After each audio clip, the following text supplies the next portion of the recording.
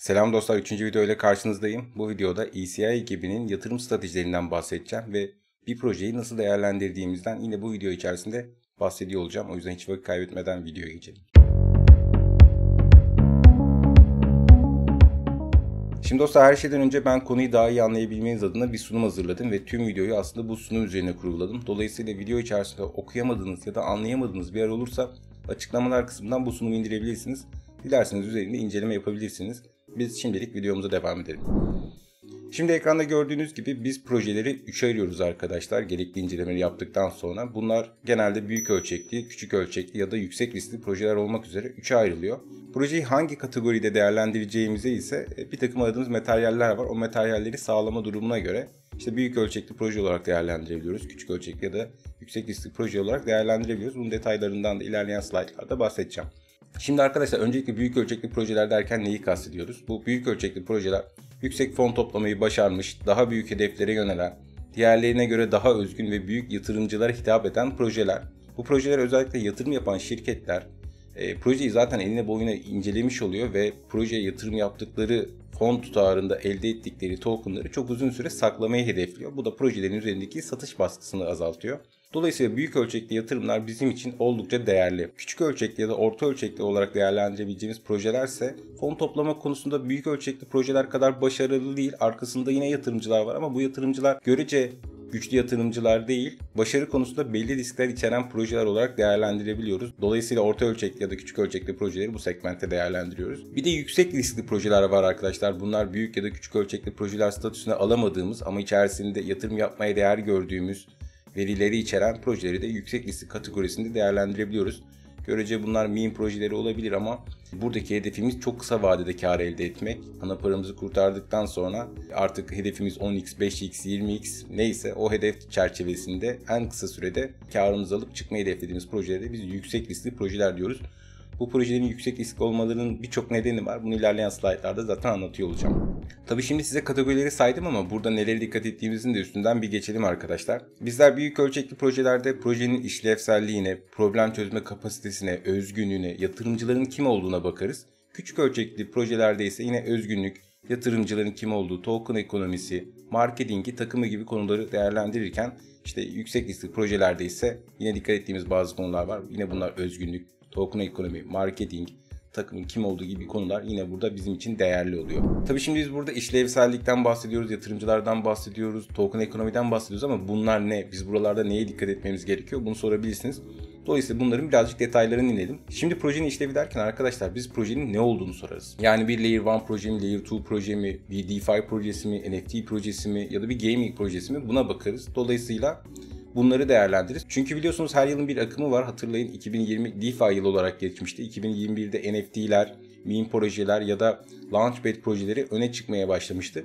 2022'de ne popüler olursa bizler onu değerlendiriyor olacağız. Yatırımlarımızı o çerçevede yapıyor olacağız. Dolayısıyla projenin hangi statüde olduğu bizim için çok önemli. Şimdi projenin problem çözme kapasitesi ve özgünlüğü konusuna geldik. Bu kısmı anlatmak kolay değil. Dolayısıyla bir örnekle ilerleyeceğim ama kabaca şundan bahsedebilirim. Bizler yatırım yapacağımız projelerin mevcut bir probleme makul ve uygulanabilir çözümler getirmesini isteriz ve bu çözümlerin de gerçekten uygulanabilir olması gerekmekte. Yani çok da ütopik olmaması gerekmekte. Buna örnek vermek gerekirse arkadaşlar CoinList ICO'su gerçekleşmiş olan Centrifuge projesine örnek verebilirim. Özetle bu proje bize diyor ki eğer diyor senin gerçek hayatta evin, araban varsa, hisse senedin varsa, bir mal varlığın varsa, daha doğrusu maddi değeri olan bir varlığın varsa bunu bize teminat olarak gösterebilir.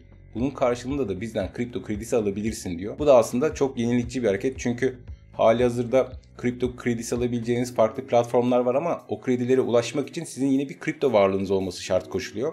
Centrifuge bu şartı ortadan kaldırıyor. Bizim çok alışkın olduğumuz kredi alma yöntemini aslında kripto dünyasına entegre ediyor. Dolayısıyla yenilikçi ve özgün bir hareket olarak karşımıza çıkıyor. Bu bizim için projenin işlevi konusunda bir örnek olabilir. Yani yenilikçi, gerçekten uygulanabilir çözümler getirmesi gerekiyor. Tabii bazı projeler özgün olmayabilir dostlar. Yani halihazırda mevcut bir çözümü olan ya da bir çözüm üzerine çalışan bir projeye alternatif olabilir. Aynı çözümü aynı şekilde sunan farklı bir proje olabilir. Bu defa da farklı kriterlere bakıyoruz ve iki projeyi kıyaslamaya başlıyoruz. Bunlar yatırımcılar olabilir, token ekonomisi olabilir. Duruma göre bizim baktığımız veriler değişiyor. Şimdi dostlar yatırımcıları konusuna geldik. Burası çok önemli. Biz ECI ekibi olarak yatırımcıları ikiye ayırıyoruz. güçlü yatırımcılar ve sıradan yatırımcılar. Ve bizim yatırım yaptığımız projede hangi yatırımcının olduğuna dikkat ediyoruz. Çünkü güçlü yatırımcılar sınıfına aldığımız yatırımcılar arkadaşlar projeyi enine boyuna incelerler ve yatırım yapmaya karar verirse büyük ölçekli yatırımlar gerçekleştirirler.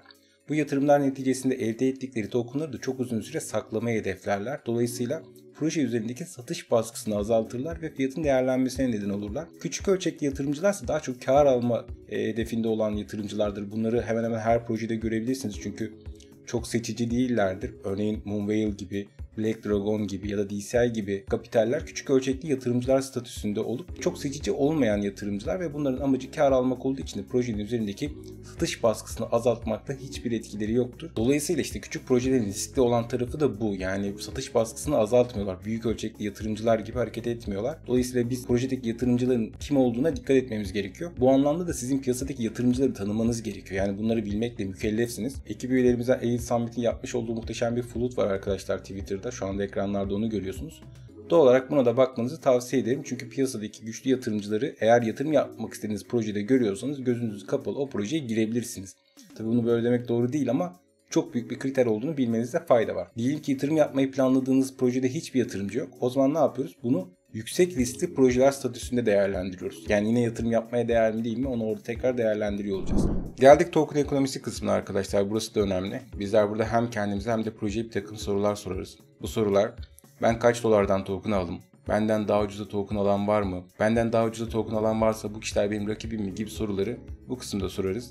Ve gerekiyorsa projenin market cap verilerinde bakarız. Bu konularda benden daha tecrübeli ve daha deneyimli olduğuna inandığım Elite Summit'te yapmış olduğum bir görüşme var. Ve onun ağzından token ekonomisini bir dinleyelim. Bu CoinList'te satılmış bir proje Credo. Bunu şimdi hemen ekonomik verilerine verelim. 2 tane seçenekte satılmış. Birinci seçenekte satış fiyatı nerede? 50 sente satılmış seçenek 1. Seçenek 2'de 22,5 sente satılmış. Seçenek 1'de 2 ay uçurum var. Yani bu satış tarihinden itibaren 2 ay boyunca token elinize ulaşmayacak ve release 0 dediği için coin'lerin tamamı gelecek. Yani belli bir takvimsel dağıtım olmayacak. İkinci seçenekte de satış tarihinden itibaren 6 ay boyunca token'lar elimize ulaşmayacak ve daha sonra 12 aylık bir periyotta teslim edileceği yazıyor burada. Şimdi bizim şöyle bir değerlendirmede bulunmamız lazım. Bu bizim aldığımız fiyatlar. 50 sent ve 22,5 sent. Bizim satmak istediğimiz tarihlerde bu token'ı bizden daha ucuza alan var mı? Varsa eğer ne kadarlık bir kısmı ucuza almış ve onlarla biz rekabet edecek miyiz? Yani ucuza satanlarla ben aynı tarihte satacak mıyım? Onları kontrol etmemiz lazım. O yüzden de önce bir token distribution tablosuna bakacağız. Private sale %7.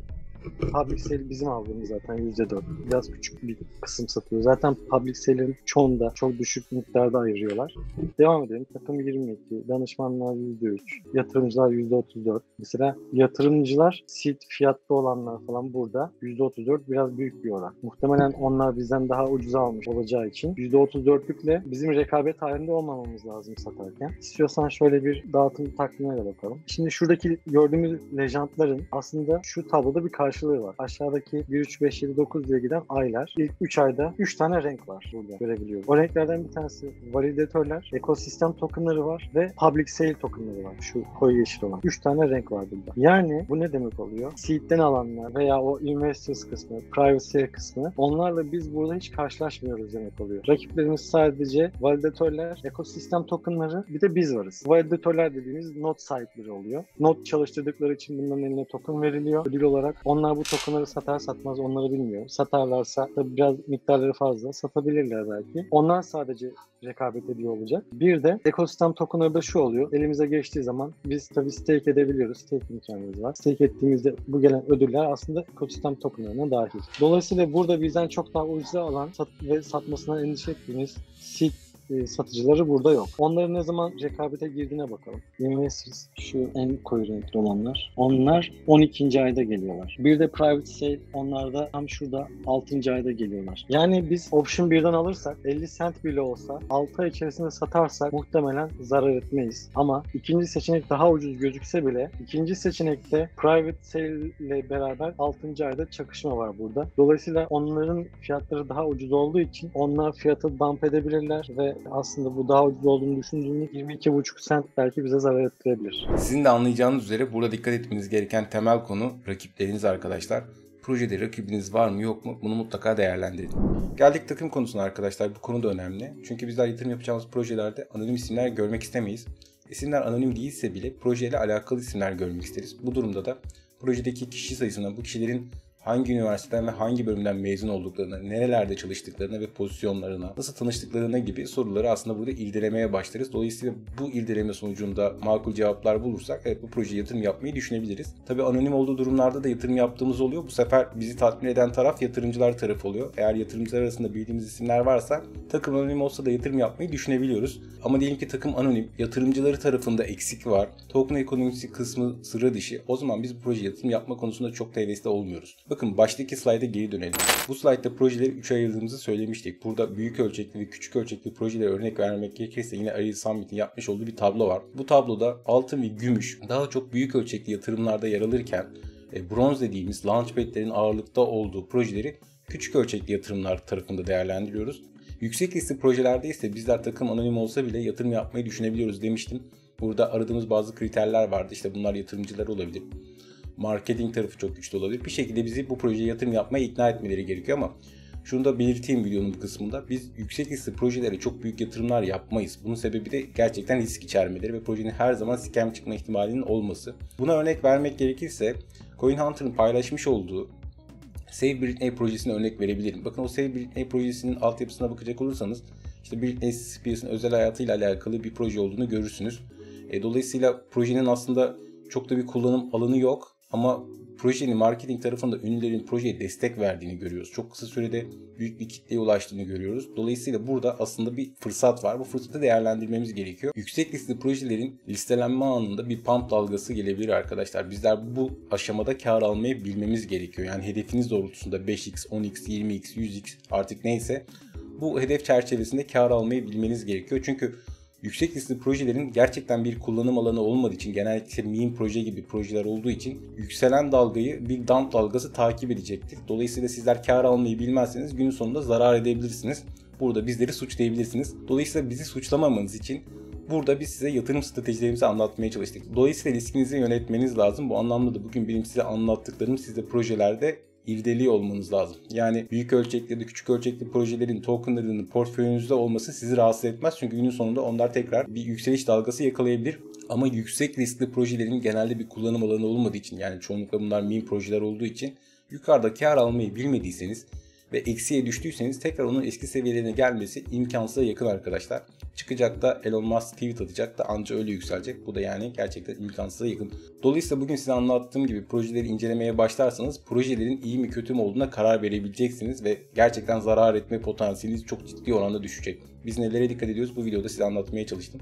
Lütfen siz de bu şekilde hareket etmeye çalışın. Evet dostlar, kısacık bir süreye yatırım stratejilerimizi sığdırmaya çalıştım. Dolayısıyla bu videonun sizler için faydalı olacağını düşünüyorum. Siz de benim gibi düşünüyorsanız bu kanala destek olmak için abone olabilirsiniz, videoyu beğenebilirsiniz yahut arkadaşlarınızla bu videoyu paylaşabilirsiniz. Aklınıza takılan sorular varsa yorumlar kısmından iletebilirsiniz. Mümkün mertebe tüm yorumları okuyor ve cevaplamaya çalışıyorum. Dolayısıyla burada sizlere yardımcı olmak için canla başla çalışıyoruz, vakit ayırıyoruz. Siz de bize destek olmak için bir like'ı bizden esirgemeyin.